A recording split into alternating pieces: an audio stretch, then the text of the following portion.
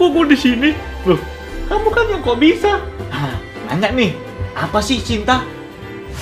Oke Dozel, meskipun cinta bisa dimengerti dari berbagai sudut pandang mulai dari kebutuhan kita untuk bertahan hidup hingga tafsiran para filsuf, tapi dalam bidang neuroscience, cinta itu terbentuk karena adanya zat kimia yang dalam tanda kutip membanjiri otak kita.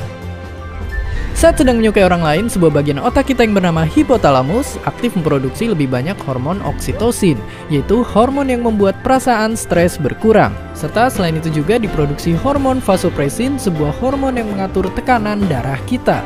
Kedua hormon ini kemudian mengalir dalam sirkulasi otak dan dalam tanda kutip merangsang hipotalamus untuk aktif memproduksi dopamin, sebuah senyawa yang dapat membuat pikiran kita tidak bisa lepas dari orang yang kita suka dan yang akhirnya juga membuat seakan dunia hanya milik berdua saja.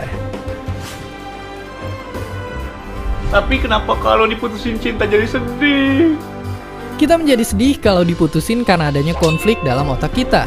Meskipun sebuah hubungan telah berakhir, otak kita terus aktif memproduksi senyawa dopamin yang membuat kita terus termotivasi untuk tidak lepas dari orang yang kita sukai.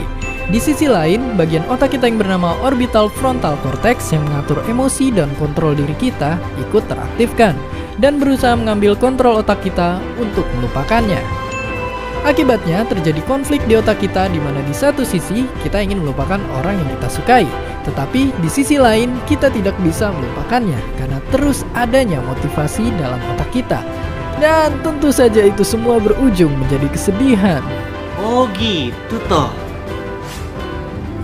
Menariknya, cinta buta seperti yang sering kita dengar adalah hal yang nyata. Saat berbagai zat kimia dalam tanda kutip membanjiri otak kita, jalur neural negatif yang menghubungkan nukleus accumbens menuju amigdala dalam otak kita menjadi ternonaktifkan.